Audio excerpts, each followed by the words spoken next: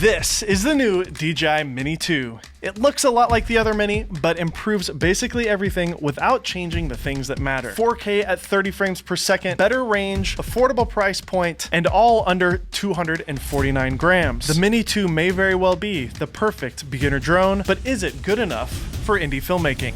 Let's find out.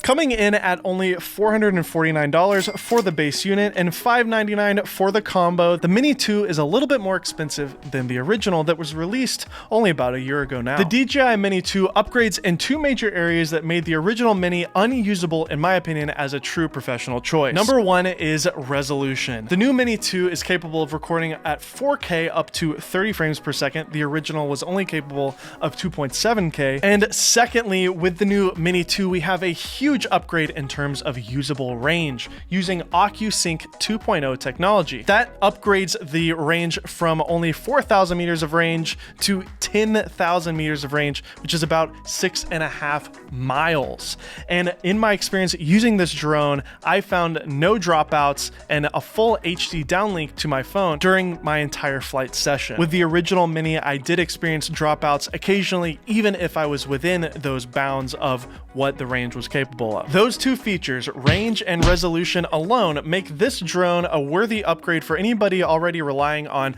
the original Mini, the Spark, or even the original Mavic Air. And did I mention that the top speed of the new Mini 2 is up to 35 miles per hour? You have to be like a ghost rider to get up to those speeds. The weight of the new Mini 2 hasn't changed at all compared to the original Mini. It's coming in at 1 gram under 250 grams. So last year when the Mavic Mini came out, Josh, you had this incredible video about why 249 grams was so important. Can you talk about that now in 2020 and if that's still the case with the Mavic Mini 2? Yeah, so that's kind of like the holy grail. You want like a nice 4K camera, 4K image that's under 249 grams. And the reason why that's important is because the FAA doesn't restrict drones that are under 0.55 pounds. So essentially you don't have to register it and you don't have to get a pilot's license. Canada as well, you can't fly a drone unless you have a pilot certificate. A lot of hobbyists that had their regular drones and wanted to just fly it for fun, they had to go get a pilot's license in Canada, which seems a little absurd. Now we have an option.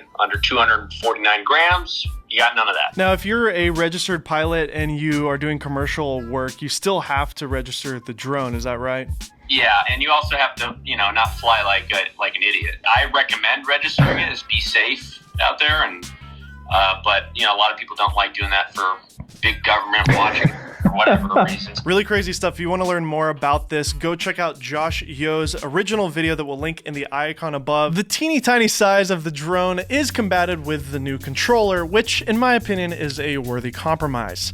I know several people who would have preferred a smaller controller, and it would have been nice to maybe have that as an option on checkout, but this is the same design as the Mavic Air 2 controller, and I really love it. Looks may be a little deceiving, however, with the new Mini 2 controller. Of course, it is larger than the original Mini. We'll put a picture of that on the screen now, but you can remove the thumb grip of the controller, making it much thinner than you would expect. It is shocking how much bigger the controller is to the drone. I think that's kind of a first for any drone ever. The original Mini at first didn't allow for manual shutter and ISO control, but they fixed it now with the Mini 2.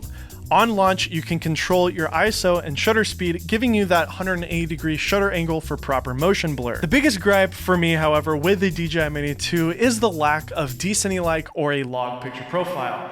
I know this drone is of this size and it may be a little overkill to include it when so many beginners are going to be using this drone, but for professionals needing a pocketable drone, it would have come in handy to have some sort of log profile. I mean, heck, I would even pay extra to have a DJI Mini 2 Pro model that has 10-bit and a log profile, because I feel there really is a market for this type of product in the higher end of things due to its size. It helps that DJI's color science has gotten really good and the baked-in profile that you're stuck with looks pretty decent. It has a very overly sharp look to it, however, and if someone made a diffusion filter for it, that could really come in handy.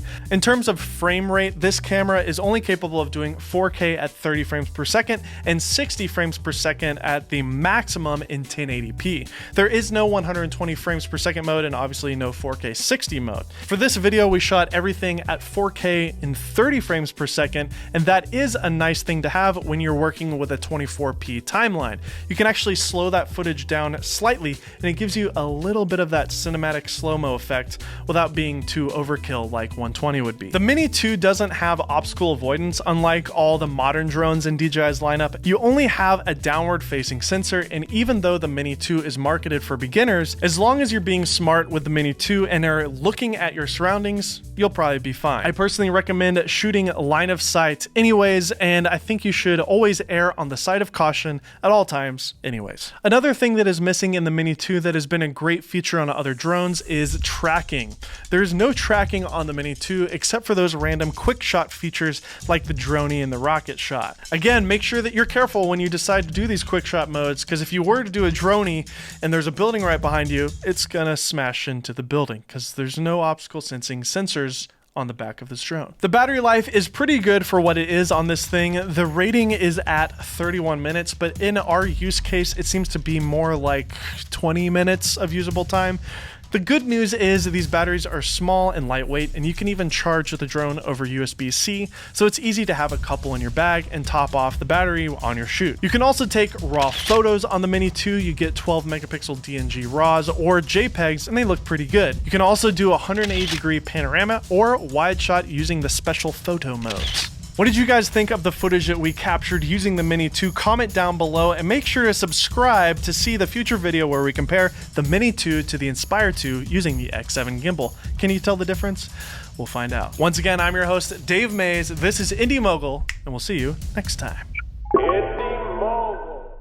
Is that a drone in your pocket, or are you just happy to see me?